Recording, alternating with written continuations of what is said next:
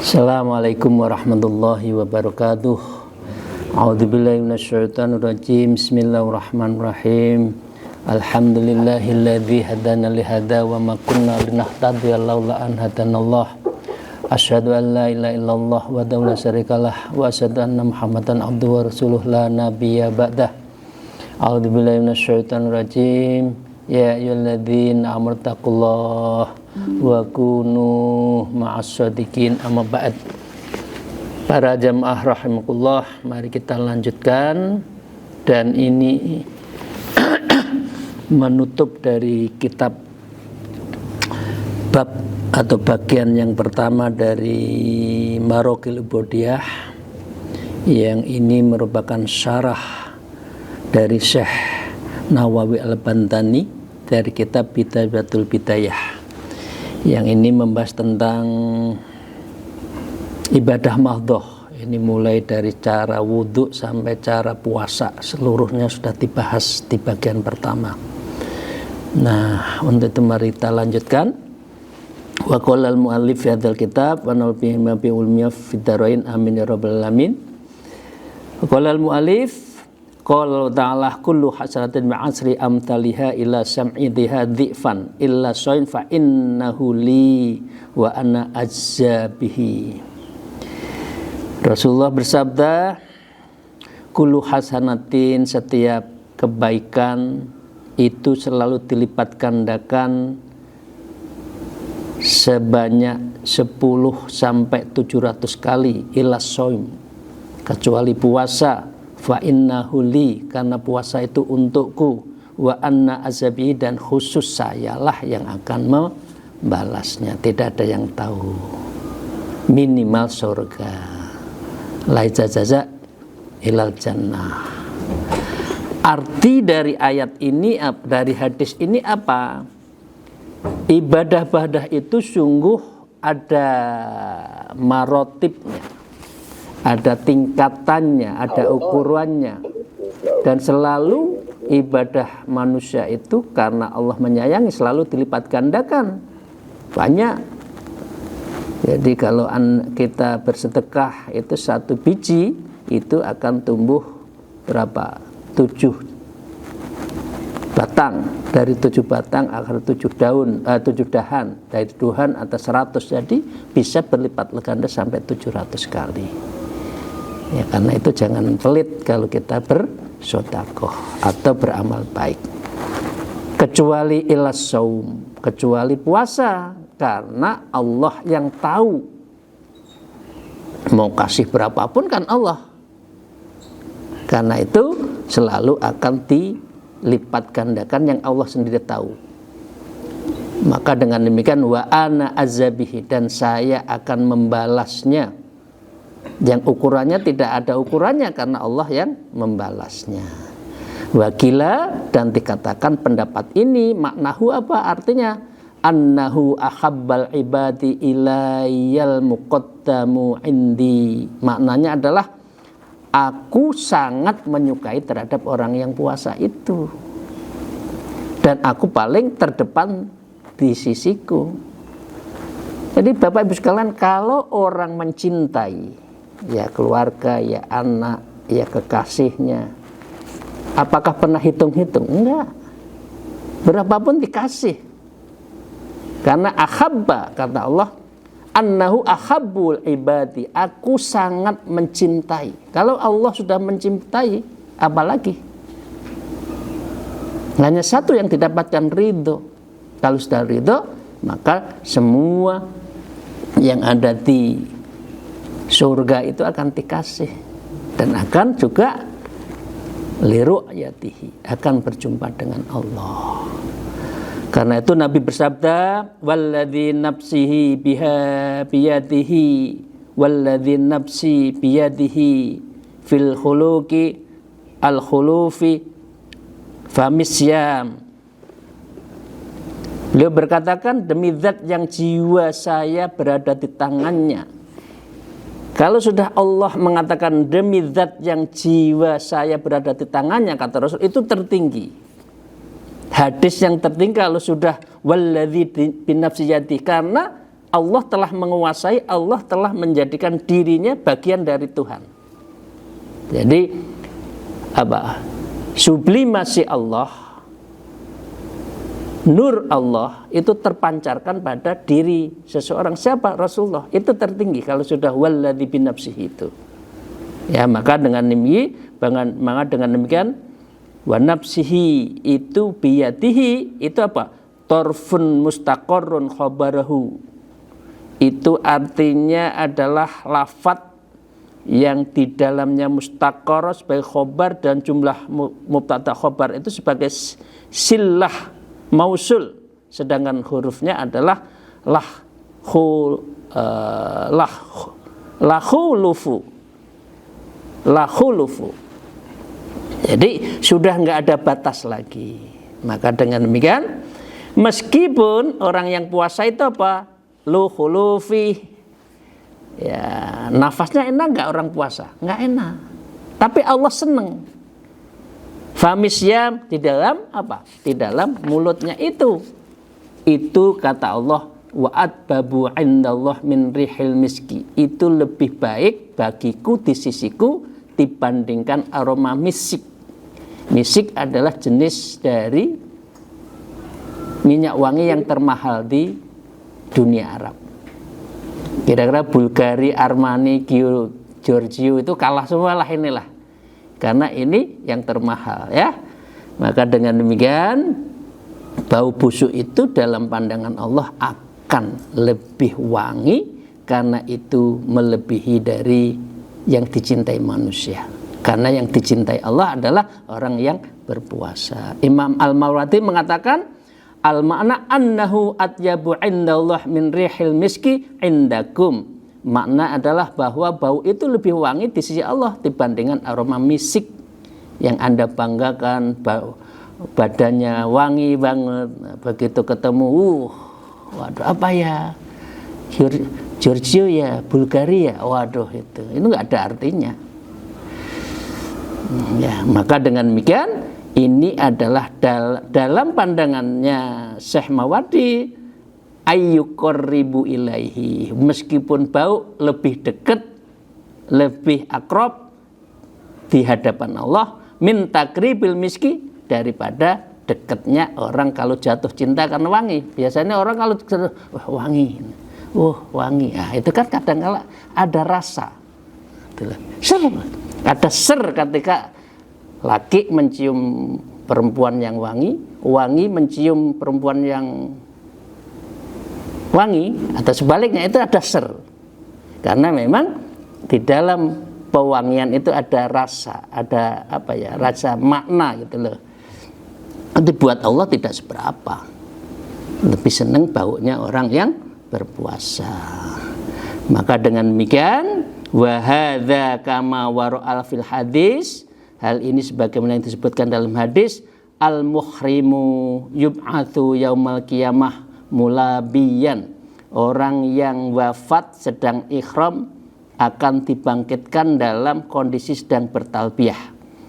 Wa yaqulu ta'ala azza wa jalla qail, berfirman Allah yang Maha Kuasa adalah di dalam firman-Nya, innama yadharu syahwatahu wa tama'u wa syarabahu, sesungguhnya ia mengabaikan ya orang-orang seperti ini, orang yang ihram, orang puasa, dan itu adalah mengabaikan dirinya sendiri.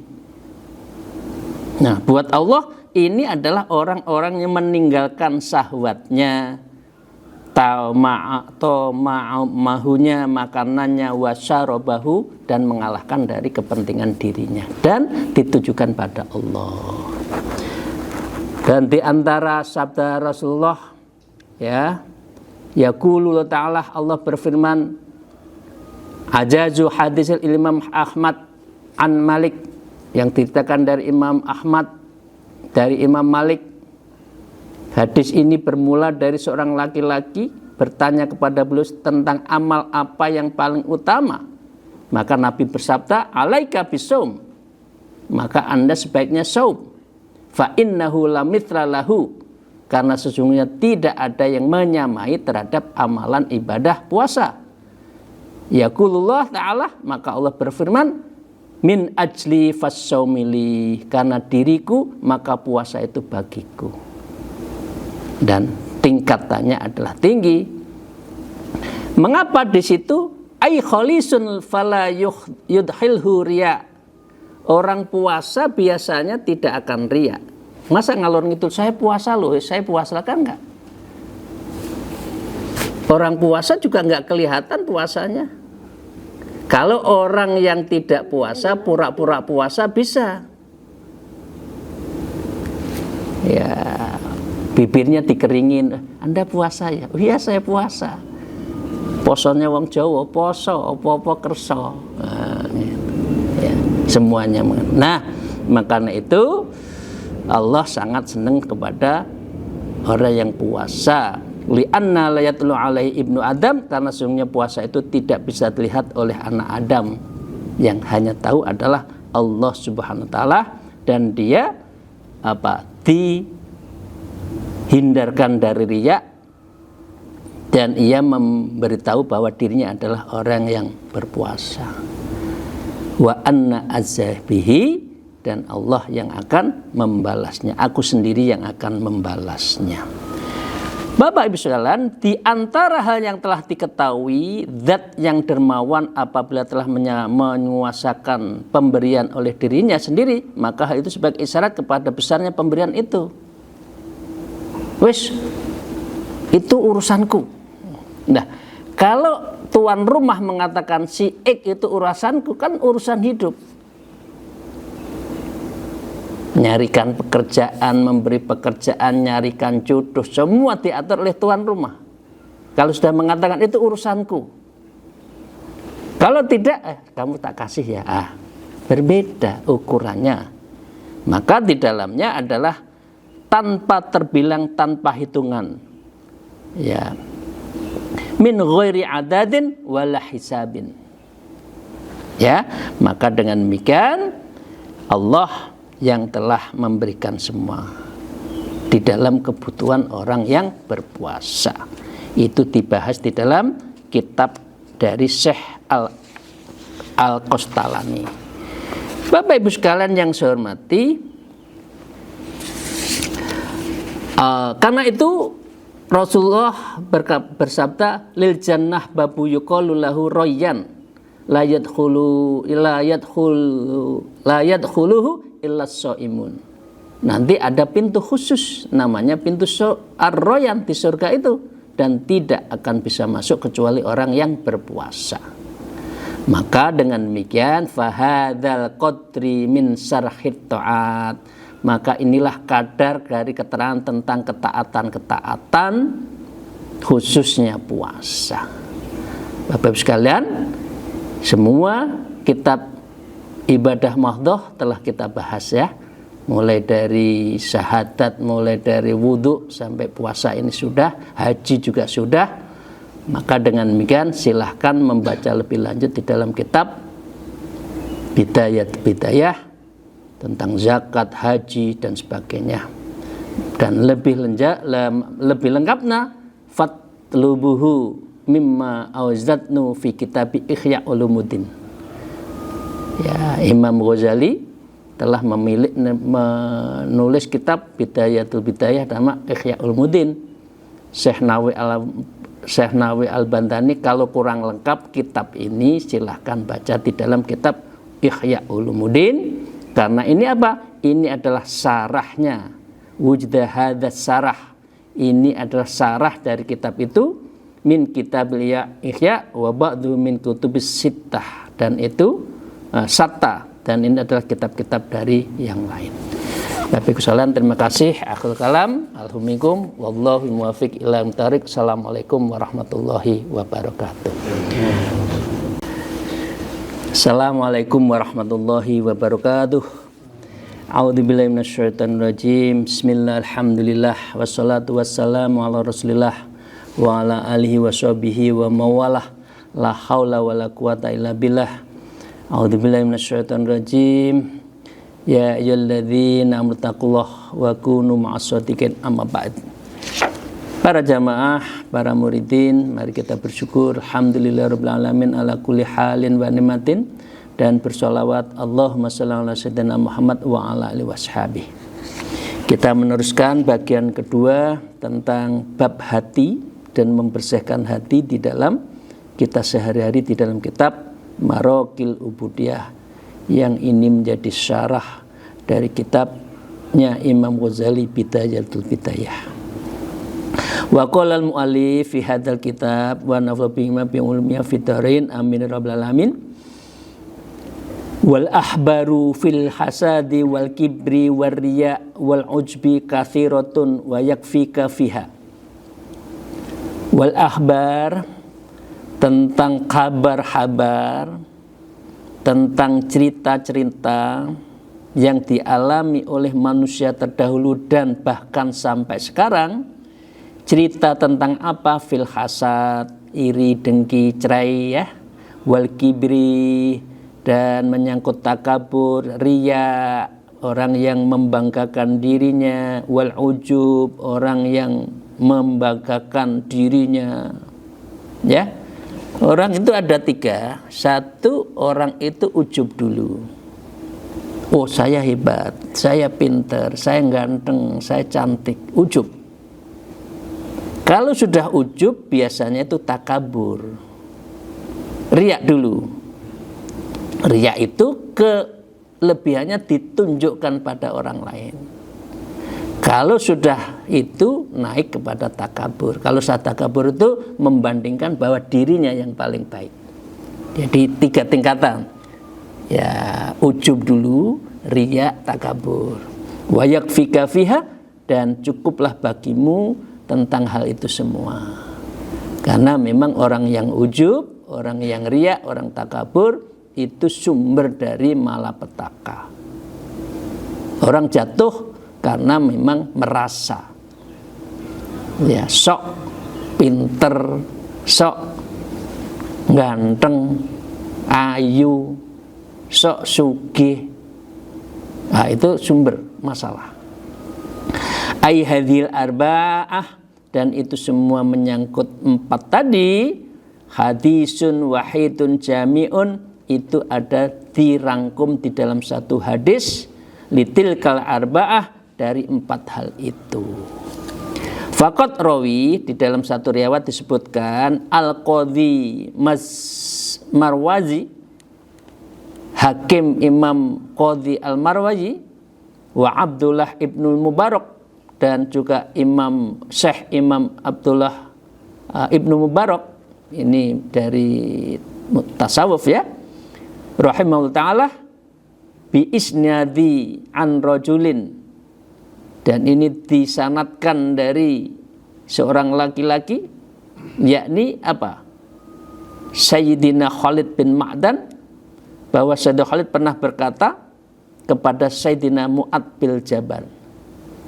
Mu'ad bin Jabal di dalam satu hadis mengatakan begini.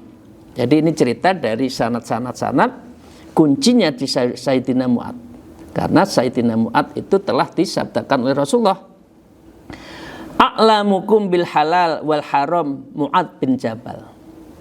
Yang tahu tentang ilmu halal haram di antara sahabat-sahabat saya, sahabat-sahabat Anda itu adalah Mu'ad bin Jabal. Karena ini orangnya alim dan selalu mengikuti Rasulullah. Ya Mu'ad, maka teman-teman tadi mengatakan, wahai Mu'ad, hadisni hadisan sami'tahu min Rasulullah sallallahu. Ceritakan tentang hadis dari Rasulullah dan Anda telah mendengarkan, maka perdengarkan kepada saya. Fa hafidtuhu dzakartuhu fi kulli yaumin min siddatihi wa diyatin. Lalu saya biar dapat menghafalkan hadis itu untuk dituturkan setiap hari. Berapa hadis yang sangat tegas itu, dan hadis yang penuh substantif, penuh dengan makna intinya itu. Wadikihi, berkata lelaki itu, wabaka Mu'ad, maka Sayyidina Mu'ad menangis panjang ketika akan menerangkan hadis ini, bukaan tawilan hatta donantu annahu la yaskutu, hingga saya menyangka bahwa beliau tidak akan diam, dan nangis itu tidak jadi cerita. Tsumma sakata tsumma qala, kemudian beliau Sayyidina Mu'ad berkata, ai Mu'ad talaku wasauqahu ila Rasulullah sallallahu alaihi wasallam ila liqaihi. Sayyidina Mu'ad dengan nada bersedih hati dan betapa dia adalah rindu, wa asqah, ketika mau cerita tentang hadis ini beliau rindu, nangis pada Allah, ila Rasulullah, kepada Rasulullah, ila liqai, bahkan dia ingin ketemu lagi karena ini Rasulullah sudah meninggal. Nangis seperti kita cerita orang tua kita, begitu cerita kebaikan orang tua kita sudah meninggal, kita nangis. Ini Rasulullah. Sayyidina Mu'ad juga begitu, mau menceritakan hadis itu nangis, ingin ketemu, kangen pada Rasulullah.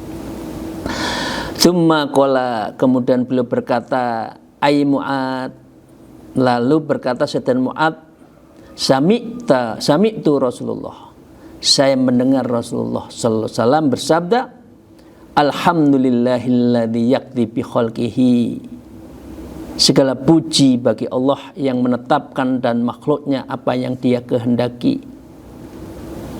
Hadisnya itu jarang mengatakan seperti ini. Hadisnya dimulai dengan alhamdulillahilladzi, alhamdulillah segala puji, ya. Artinya apa? Wa raqibun waqad ardafani khalfahu rafi'an basyarahu ila sama. Saat beliau sedang berkendara dan sungguh saya sedang dibonceng di belakang beliau dalam keadaan beliau menengadahkan mata beliau kepada langit. Tsumma yaqulu, kemudian beliau bersabda kepada saya. Jadi ini saking dekatnya Mu'ad ya. Kemudian sambil membonceng beliau berkata, ma ya Mu'ad inni muhadditsuka bihadis, wahai Mu'ad, aku akan ceritakan, aku sampaikan hadis kepadamu. In anta hafidtahu naf'aka indallah, dan jika kamu menghafalkan hadis ini maka akan bermanfaat bagimu di sisi Allah. Ai fid darain, dan di dua-duanya, dunia dan akhirat. Wa inna anta dhayya'tahu, tapi kalau Anda menyia-nyiakan hadis ini, walam tahfadhu, lalu kamu tidak menghafalkannya, in qata'at hujjatuka indallahi ta'ala yaumil qiyamah, maka terputuslah hujahmu di sisi Allah nanti di hari kiamat. Ya Mu'ad, wahai Mu'ad, innallaha tabarakah, sesungguhnya Allah akan memberkahimu. Khalaqas sab'ata amlakin, yang telah menciptakan 7 malaikat. Kila ayyahlukus samad wal ard, dan dia menciptakan langit dan bumi. Tsumma khalaqas samad faja'al likulli sama' minas sab'i malakan bawaan. Di setiap menjadikan langit duduk itu akan selalu ada malaikat pembuka. Kemarin ada tulisan dari Syekh Abdurrahman ya, tentang malaikat sahibul ayat. Semua ayat, semua surah itu ada malaikat yang menjaganya. Tinggal kita hajatnya apa. Tidak hajat pun itu sudah disampaikan pada Allah. Betapa bahagianya orang yang ahlul Quran, karena itu sedang didampingi oleh para malaikat dalam bermunajat, tata kalam, sedang bicara dengan Allah Ta'ala. Langit dan bumi juga gitu. Setiap langit bumi berapa jengkal pun di situ ada malaikat yang membukanya. Karena itu kalau orang Jawa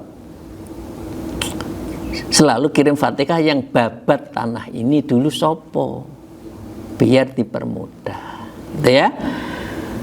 Alaiha, maka di atas semua langit dan bumi yang ada malaikatnya itu, fakana kullu malikin ala qadrin albabi wa jalalatihi, maka para malaikat itu selalu mengagungkan, menjaga pintu dari keagungan Allah Ta'ala.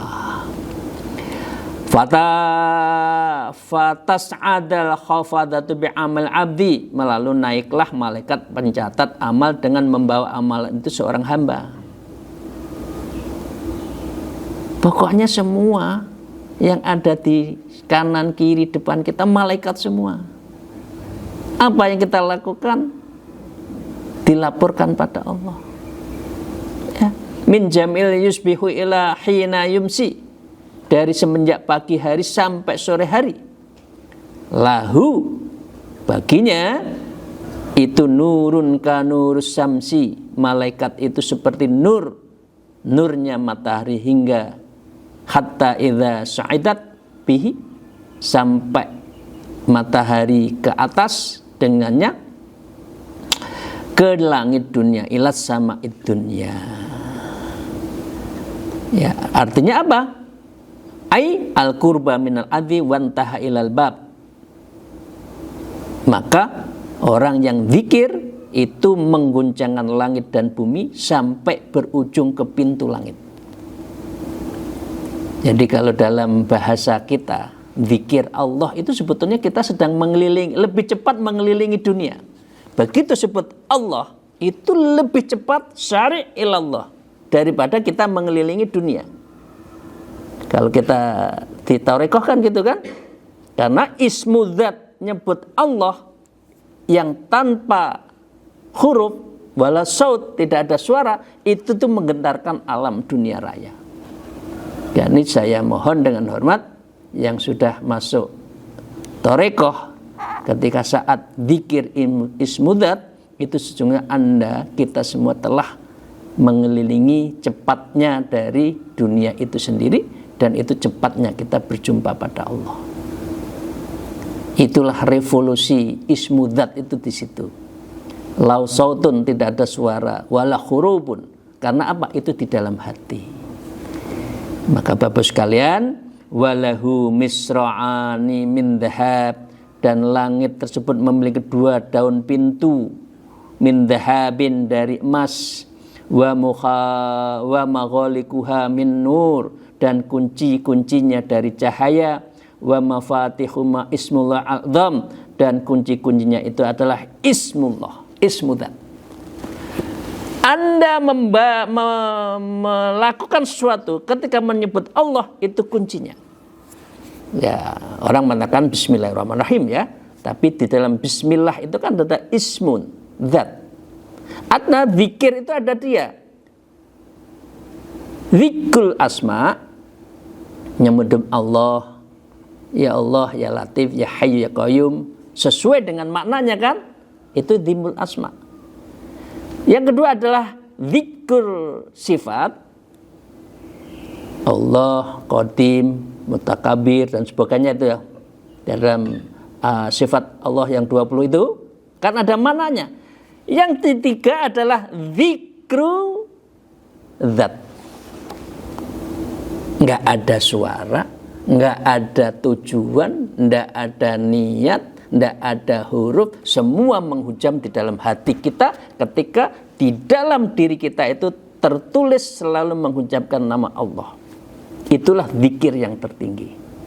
Tidak ada huruf, tidak ada kata, Allah di dalam hati, dan itu menghunjam. Dan itu melebihi cepatnya kalau doa di dalam hati. Tanpa doa pun Allah sudah tahu. Karena kalau zikir dzat itu tidak ada tujuan. Tujuannya satu, ilahi anta maksudi, waridoka matlubi. Maka dengan demikian a'dhamun ismullah. Ismullah artinya ismu dzat. Zikir dzat, zikru dzat, a'dham yang itu maha agung. Kata Rasulullah, zaktuhu wa kasratuhu maka memuji amal itu dan menganggap banyak amal itu. Ya, fayaqulul malikul muwakkil biha lil khafab. Lalu berkatalah para malaikat bertugas di sana, kemudian para malaikat itu mencatat semuanya. Terima kasih Bapak Ibu sekalian. Apa hadisnya akan kita to be continued. Kita akan lanjutkan di dalam pertemuan yang akan datang. Akhul kalam, alhamdulillah, wallahul muwafiq ila aqwamit thariq. Assalamualaikum warahmatullahi wabarakatuh.